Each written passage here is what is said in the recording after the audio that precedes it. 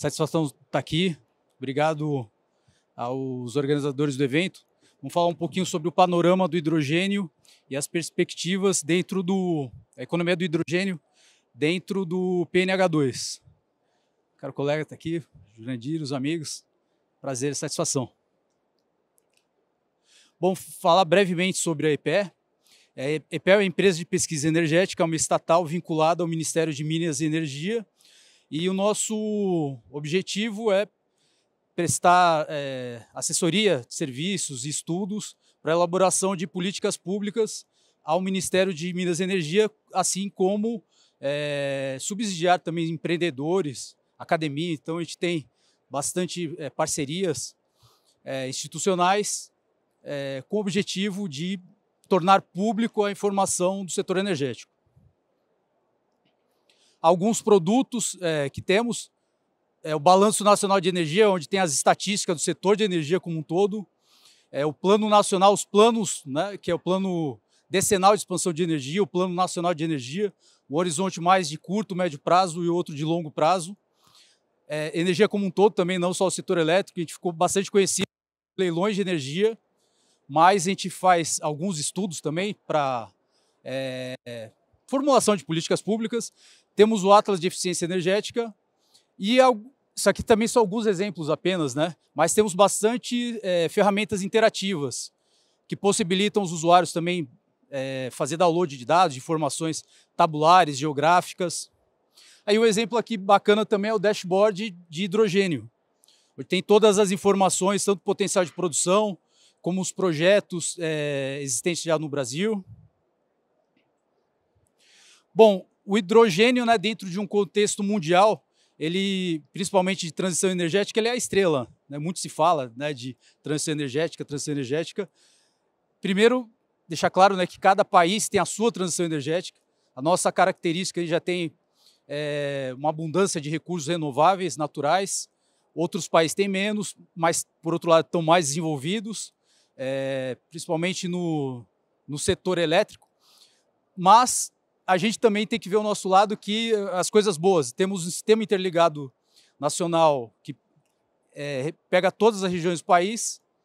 Então, assim, temos uma peculiaridade. Mas o hidrogênio ele é a estrela da transição energética, independente da situação do país. Porque ele tem essa particularidade de ser uma molécula versátil. E principalmente dentro desses setores que são de difícil abatimento, que é cimenteiras, metalurgia, plástico, transportes pesados, navegação. Então, dentro de um contexto de descarbonização, às vezes descarbonização não seja o termo mais apropriado, né? Afinal, a gente é de carbono também, né? A gente come carbono. Talvez seja a desfossilização das emissões. Mas vamos falar de descarbonização porque é um termo que já está comum, né? Os planos dos países, a gente está aqui, o PNH2. Outro destaque também é o IRA, vai falar um pouquinho mais para frente, que é dos Estados Unidos. Alguns produtos que algumas notas técnicas que a gente já produziu, base para consolidação da estratégia de hidrogênio no Brasil, hidrogênio cinza, azul, turquesa e consumo de refinarias de hidrogênio também no Brasil. Só que a gente ainda está naquela abordagem arco-íris de cores. Hoje a gente já está falando de intensidade de carbono, que é o que está no PNH2 também. Bom, destaque também o comitê gestor, né, do PNH2, criado pela BH2, e o H2 Brasil, cooperação com a GIZ. Também contextualizar que o governo brasileiro já investe no hidrogênio em pesquisa isso aqui ainda é desde 2000, só desse século, mas já tem, só pegando o recorte daqui, mas vem desde a década de 70. Então, em 2002 teve o PROCAC, Programa de Célula Combustível, hidrogênio energético, economia do hidrogênio, o MME, MCTIC, do MME, assim, da IPF fizemos o PNE, já introduzimos um capítulo de como tecnologias disruptivas. O PDE 2031 ele já entrou com potencial técnico de produção. Outro destaque são as duas resoluções do CNPE, que é para priorizar investimentos de P&D da ANEEL e ANP. Bom, temos vários exemplos aqui interessantes, do PTI, da USP, Unicamp, COP, PPE, Furnas, de Tumbiara. E todo esse investimento de P&D também a gente colhe frutos. E também um destaque é a Hytron, que surgiu na Unicamp, né, de startup, de uma incubadora lá da Unicamp, e hoje é protagonista no hidrogênio no Brasil, fazendo eletrolisadores, reformadores. O último projeto deles agora está em desenvolvimento com a USP, que é um reformador estacionário para converter etanol em hidrogênio e abastecer ônibus para circulação interna, dentro do camp, da cidade de São Paulo. Como comentei, né, no PNE, no plano de longo prazo, a gente colocou um capítulo, a gente já recomendava, né, aprimoramento regulatório, fortalecendo a infraestrutura de transporte, armazenamento. No PDE 31 fizemos, né, o potencial técnico.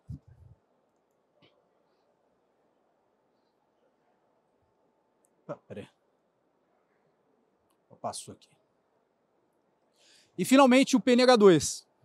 Então culminou o PNH2, que é o Plano Nacional do Hidrogênio, que baseado em 3 pilares, que são políticas públicas, tecnologia e mercado. E nesses 3 pilares a gente tem, né, alguns eixos, né? O primeiro eixo é o fortalecimento das bases tecnológicas. O segundo é capacitação e recursos humanos, também é importante, né, para ter uma economia do hidrogênio. O terceiro é a inserção dele dentro do planejamento energético, que ele demanda energia também, apesar de um vetor energético, ele demanda energia, em alguns casos ele fornece energia, mas também é utilizado para insumos, né? O arcabouço legal e regulatório, super importante. Crescimento de mercado e competitividade e cooperação internacional. Então, esses são os eixos que compõem o PNH2. Como comentei, então, acima está o Conselho Nacional de Política Energética, depois tem o COGES, né, o Comitê Gestor do Programa Nacional de Hidrogênio, e as câmaras temáticas, que é esse último, que são os eixos, né, que a gente comentou. Também tem a neoindustrialização, que é interessante, que entra a parte de mercado. E não é só instituições governamentais, aqui tem academia, instituições privadas, pesquisadores, tem Jurandir Picanso está aqui também, participa de algumas câmaras também, outros colegas. Então ele é aberto à comunidade geral.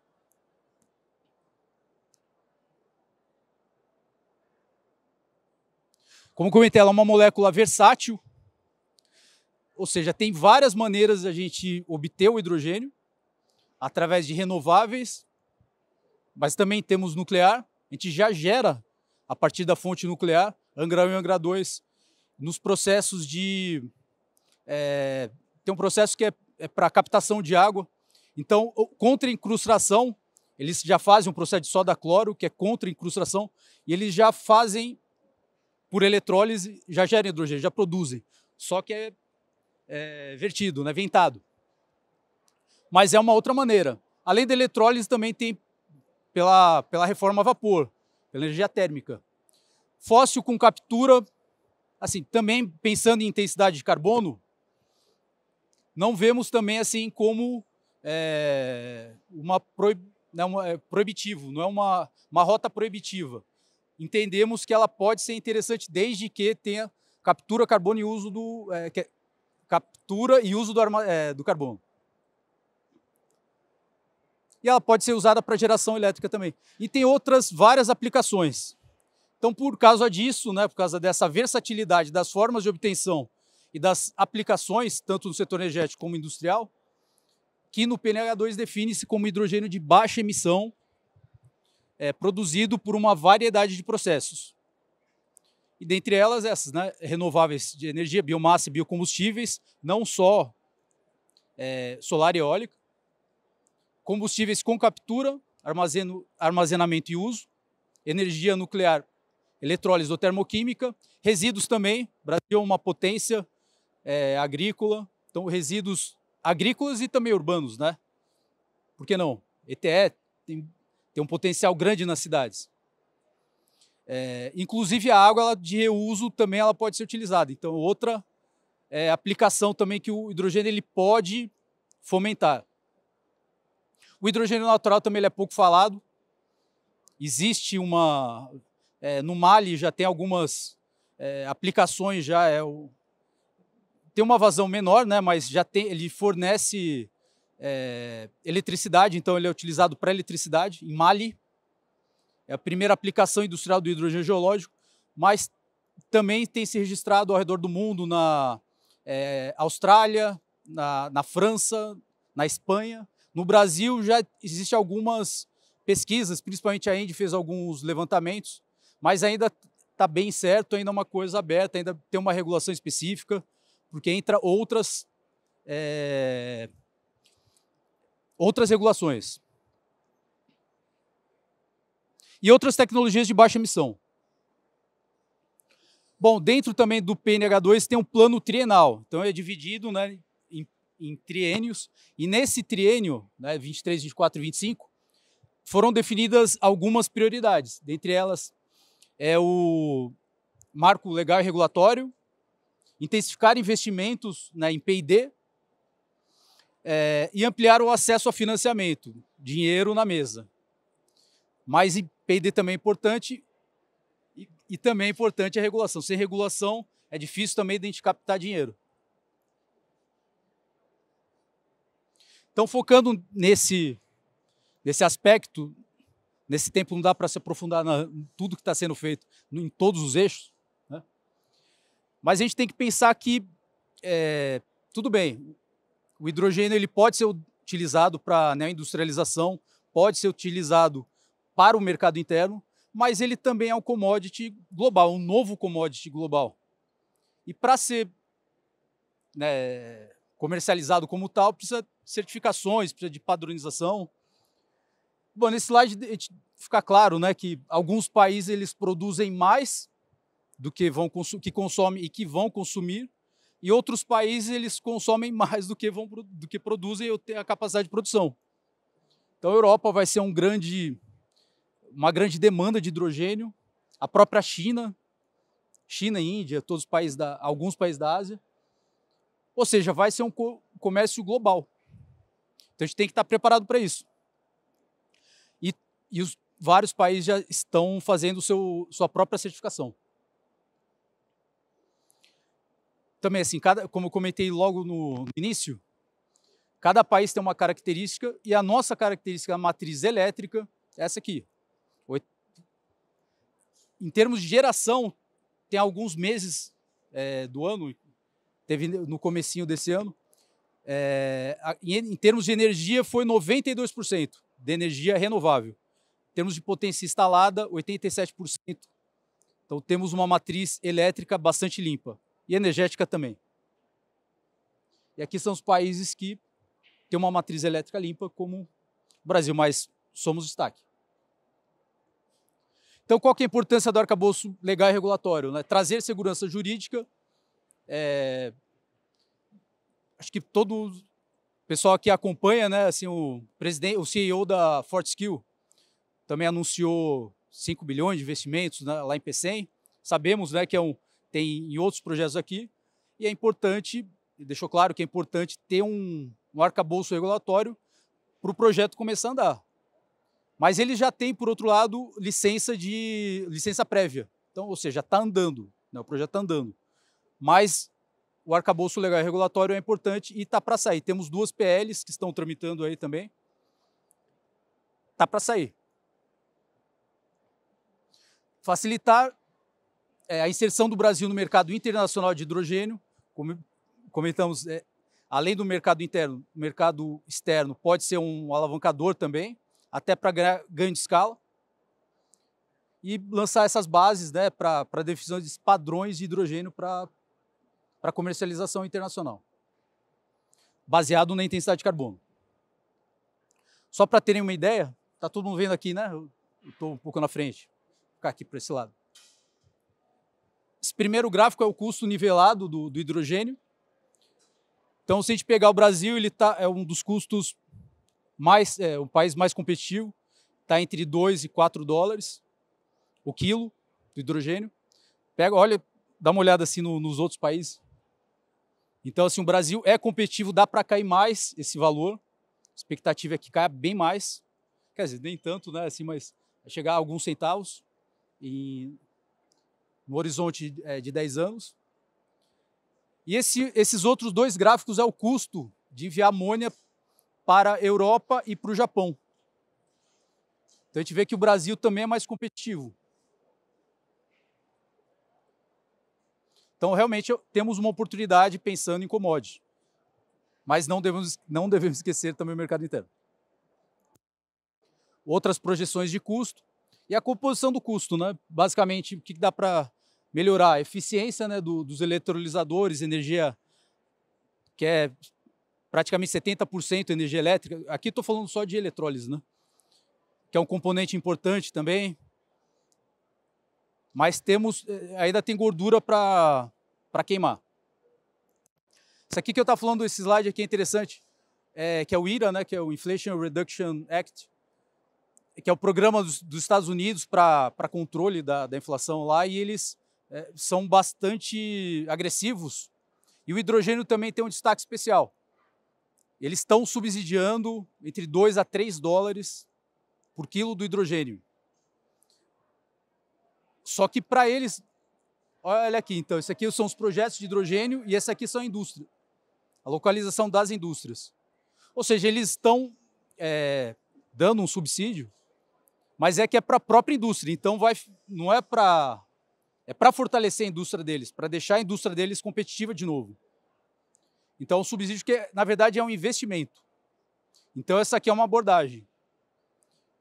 A nossa abordagem pode ser algo parecido, mas a gente acredita também que a gente já tem outras maneiras, assim, que tem subvenção e tem incentivos. A gente já tem incentivos em relação, a gente tem estrutura, a gente pode ter incentivos em relação à estrutura, a gente vai ver daqui a pouquinho também, mas a gente já tem uma rede interligada nacional que ela favorece bastante isso, aos elétrons baratos e renováveis da rede. E todos esses mercados temos uma enorme possibilidade. A gente importa fertilizante, então vem fertilizante da Rússia, amônia principalmente, dos fertilizantes nitrogenados, mas a gente pode produzir aqui. Não temos poucas fábricas. Podemos ter fábricas de fertilizante renovável. Enorme oportunidade também para refino, metanol, siderurgia também, aço verde, produção de aço verde. Hoje, para a produção de aço em alto forno, para 1 quilo, para uma tonelada, para ficar mais fácil, para uma tonelada de aço, a gente tem emissões, 2 toneladas de emissões de gás de dióxido de carbono, CO2. Então é muita coisa. Nós temos uma possibilidade aqui de abatimento grande no setor de metalurgia. Alimentos, consome direto também hidrogênio nos alimentos, margarina, etc. Né? Armazenamento de energia. Ainda não temos aplicações de prateleira, mas vislumbra-se que tem um potencial para empilhadeiras e transportes. A última palestra também falou um pouquinho de combustíveis avançados de aviação. Realmente é uma oportunidade fantástica. Para transportes pesados, leves, talvez um pouquinho mais, ter mais competição com carros elétricos da bateria, né, de lítio, sódio, agora que está surgindo. Mas para o transporte pesado, com certeza é uma oportunidade. E qual que é a estratégia dentro desse contexto? Né? Então, as metas. O pessoal também sempre fala assim, as metas, o Brasil ainda está... Já temos algumas metas. Então, disseminar assim, até 25, disseminar plantas pilotos de hidrogênio de baixo carbono em todas as regiões. Então, todas as regiões. Para quê? Para a gente fortalecer as características regionais, porque cada região tem uma rota preferencial de produção. Então, no Ceará, é a do professor Jurandir lá, tem muito vento, muito sol. Aqui em Minas, também tem sol, mas a gente também tem uma agricultura forte aqui. São Paulo tem cana, Centro-Oeste, uma agricultura forte também. Então, ou seja, cada região a gente não pode esquecer, a gente não pode focar, a gente não pode fazer o trancamento tecnológico, fazer uma escolha de uma rota. Então é importante que a gente tenha todas as regiões atendidas com o projeto piloto. Até 2030, consolidar o Brasil como um país mais competitivo em hidrogênio de baixo carbono do mundo. E 2035, consolidar os hubs de hidrogênio de baixo carbono no Brasil. E aumentar 7 vezes o investimento também.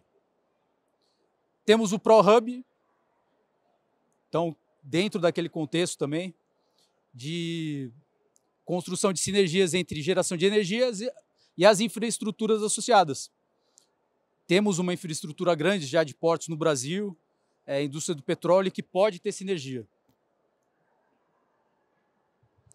E essas ações em desenvolvimento, né, já o MME assinou a Declaração Internacional de Comércio de Hidrogênio, Climate Funds também, outro do MME, Combustível do Futuro, perdão, MCTIC, do Combustível do Futuro, e alguns projetos e consulta pública para projetos de hidrogênio de baixo carbono. Ou seja, tem dinheiro na mesa. Como potencial de produção, temos 30 bilhões em anúncios de projetos investidos, potencial de produção 1,8 gigatoneladas ao ano. Com essa demanda, quer dizer, com esse potencial de produção, a gente atenderia a demanda mundial do mundo, a demanda de 2018 como referência, em 20 vezes. Ou seja, a gente tem uma capacidade muito grande.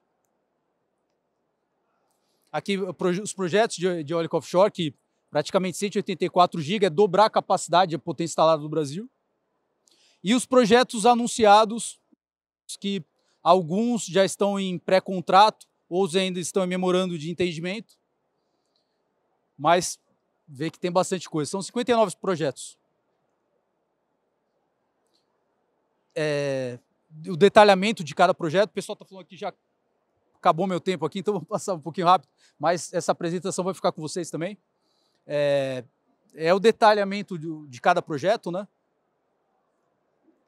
Mas Fortescue, Energix, Equer, destaque para White Martins, EDP e Tumbiara, as primeiras moléculas já produzidas, Swap, Raizen tem um projeto bacana também. Aqui em Minas Gerais, também o governo ele fechou uma parceria, né, com a Federação de Indústria e lançou um programa para fomentar o desenvolvimento do Estado de hidrogênio de baixo carbono.